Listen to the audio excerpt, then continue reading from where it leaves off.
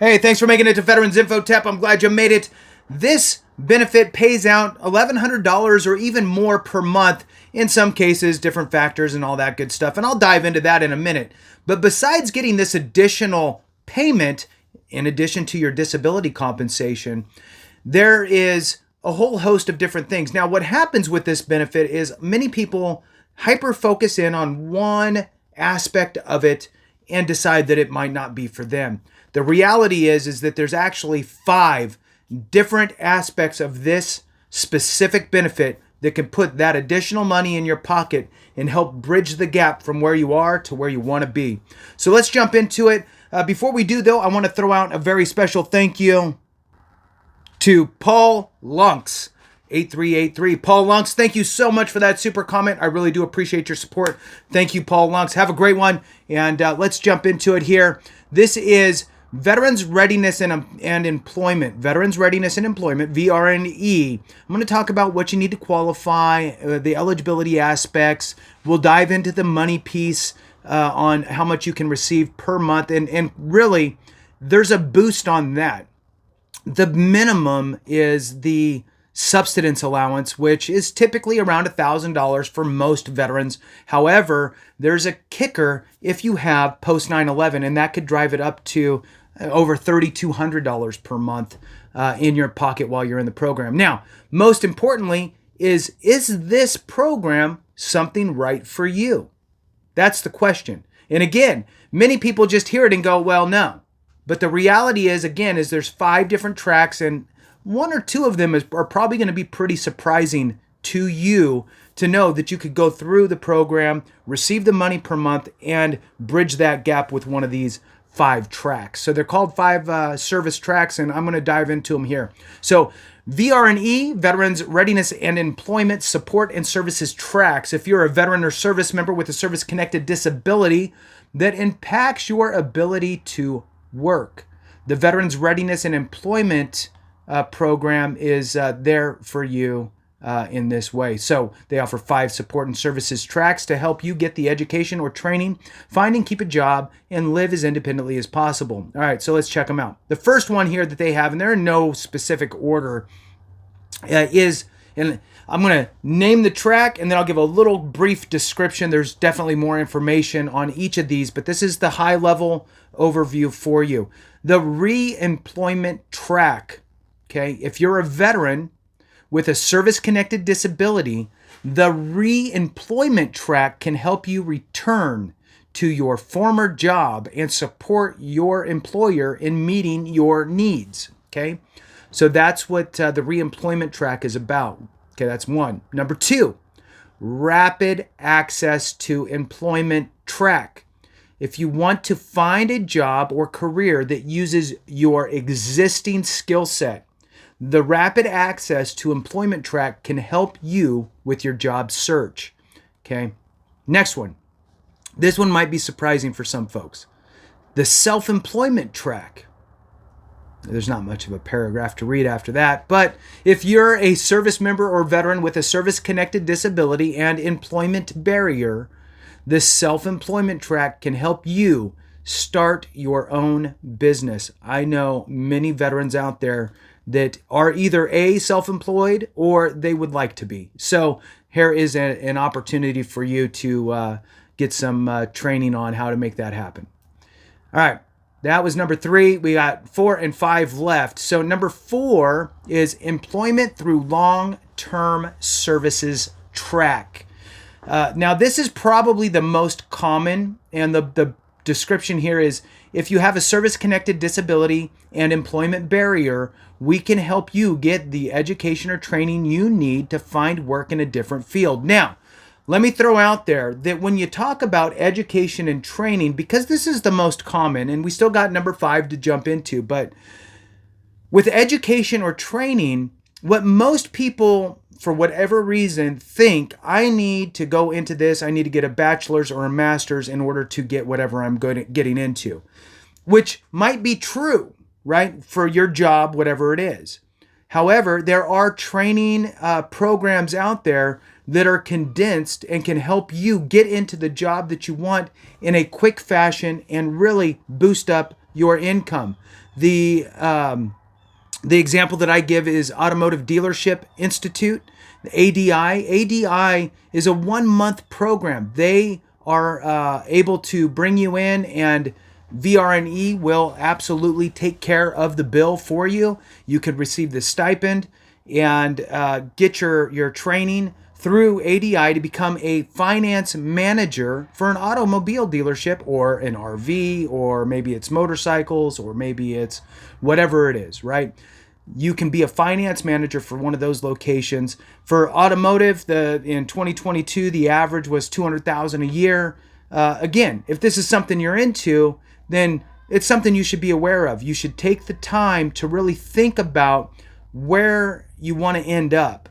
And VR&E is a great program that can really help you get to where you want to go, as long as you understand that maybe it's not always a bachelor's or a master's degree that you need to get you to where you want to be, right? So in any case, that's the most common one, is the employment through long-term services track.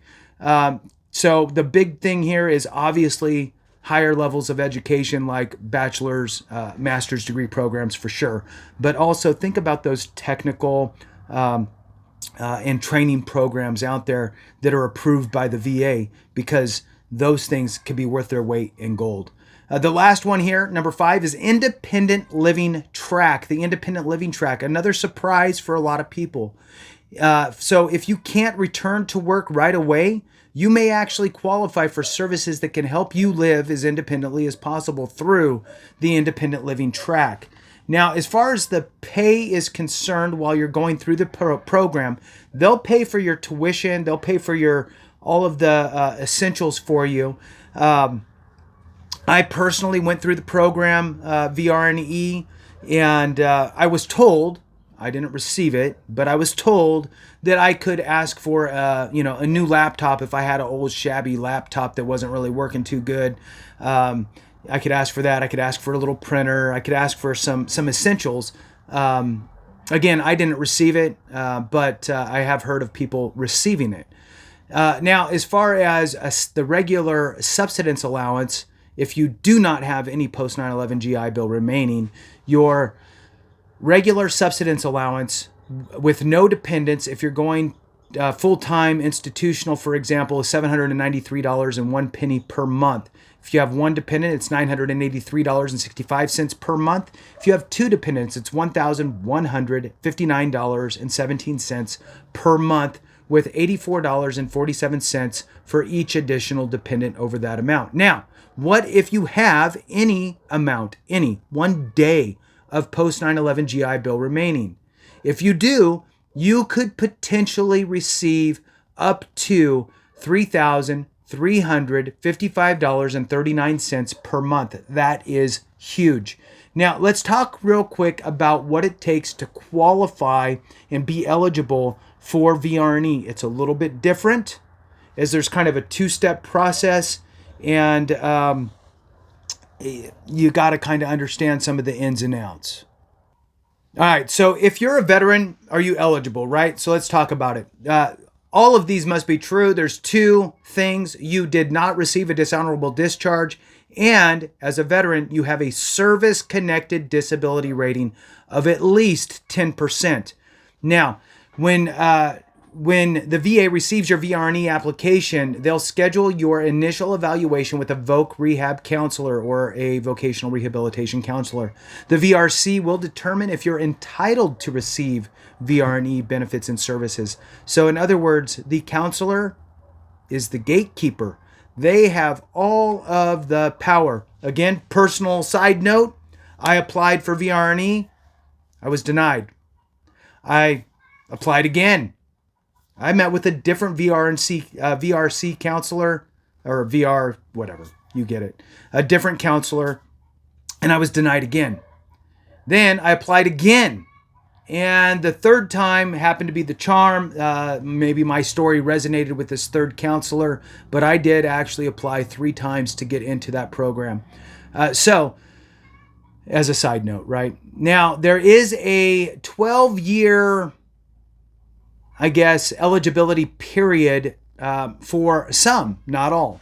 If you were discharged from active duty before 2013, January 1st, 2013, your basic period of eligibility ends 12 years from one of these dates.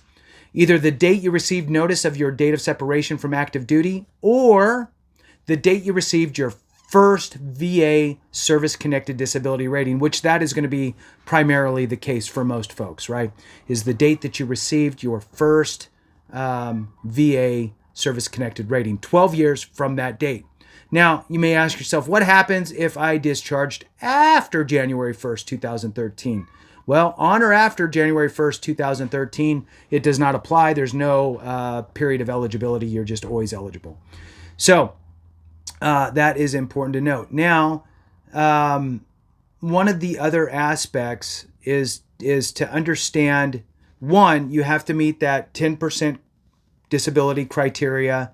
The thing that I want you to have in your mind is, although they say veterans readiness and employment, they like to look at it not so much as an education program, okay? Veterans readiness and employment, not education. Although education's used as the bridge to get you the employment, the reason I'm telling you this is they want a veteran to come in and basically be in the mindset of, my disability is barring me from employment or is inhibiting my ability to work in some way, right?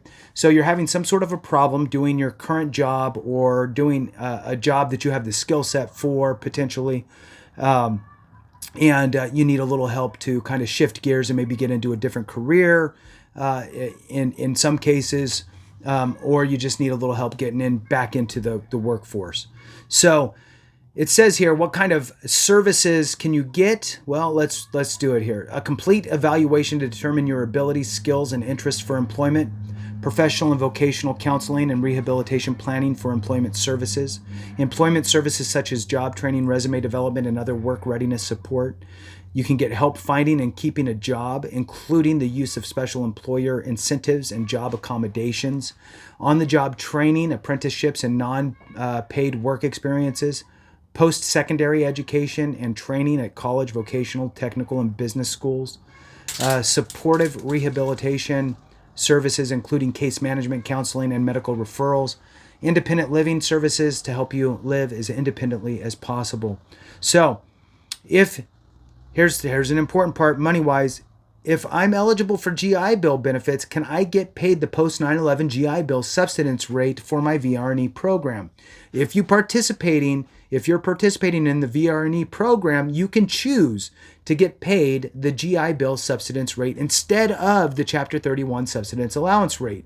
If you meet both of these requirements, you have at least 1 day of entitlement remaining under post-9/11 GI Bill, and you're within your GI Bill eligibility period. In most cases, the GI Bill rate is higher. You will need to officially choose GI Bill subsistence rate, your VRC. The counselor can help you with that. All right. So with that, thank you so much for watching. I appreciate you. Have a great one. And remember, if we don't take care of each other, something went wrong.